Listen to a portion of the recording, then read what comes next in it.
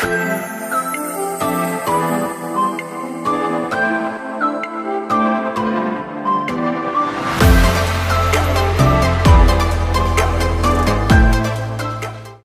guys, meron po tayo ngayong available na house and lot dito sa Calauag, Quezon. Malapit lang po sa town proper, which is town proper na po ito. Dito po ito sa Barangay Sabang 2, Calauag, Quezon. So ito yung property niya, yan po house and lot niya. So ito po yung corner lot po. So ito kalsada. So yan kalsada. Corner lot po. So dati po itong tindahan. So yan, ng sari-sari store po yan. Gilid na yan. Then hanggang dito pa ho yung property niya. So yan, malapad.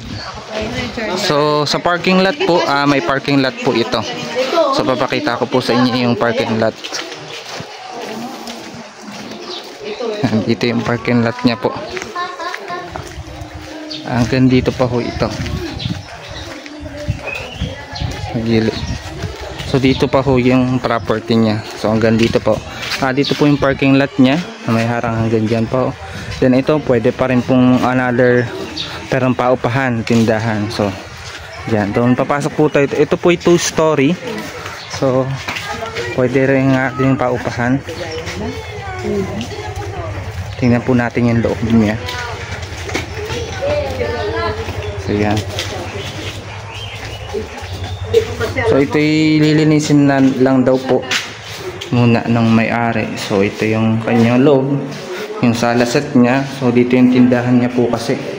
Then ito yung kitchen po niya. Ayan.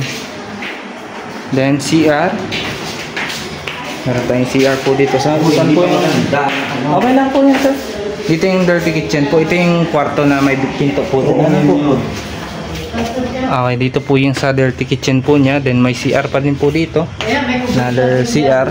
Then ito po yung isang way na yung kabilang kanto po. Yan, susuka sa labas pag video pag yung sa labas maganda yung pinto. Yung kabuhasan ng direct sa taas pa din po. Pakita ko lang yung kwarto. Hindi naman po ano. Makalas po. Ako na lang pag video. Okay, so dito po yung second floor po niya. So parang meron ditong parang konting sala. So ito kwarto 1 2 po 3. So doon may CR po. Ini-edit niya ito overlooking ang ano. So dito naman po yung kanyang terrace po. So yan. So yan po. So dito po yung kanyang terrace. So yan, corner lot. Then doon yung dagat natin. So yun po. Gusto ko basta para makita nyo dito. Po. Okay. 1, 2, 3.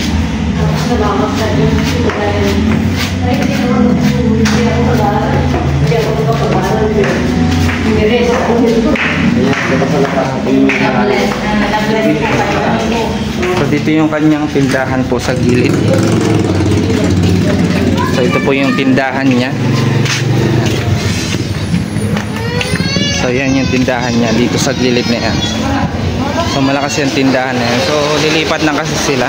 Parang may migrate na sa ibang bansa. So yun yung kanyang house and lot. So maganda naman. Pwede magnegosyo. Pwedeng paupahan. Yan. Then corner lot naman na po. Then ito yung town proper. Tabing dagat. So yan. May parking lot na din naman tayo. And 2-story. So konting renovation lang naman. Okay na ulit yung kanyang bahay. Kung nagustuhan niyo po itong property ito, i-message niyo lamang po ako sa aking number. Available po yan sa WhatsApp at Viber. O kaya naman sa aking Facebook account, Peter Purificacion-Rayaw. At huwag niyo rin kalimutan mag-subscribe para lagi po kayong updated sa aking mga bagong upload na property. Baka sa kasunod na upload ko, ayun ang farmland na hinahanap mo. Yun lang, maraming salamat sa panonood.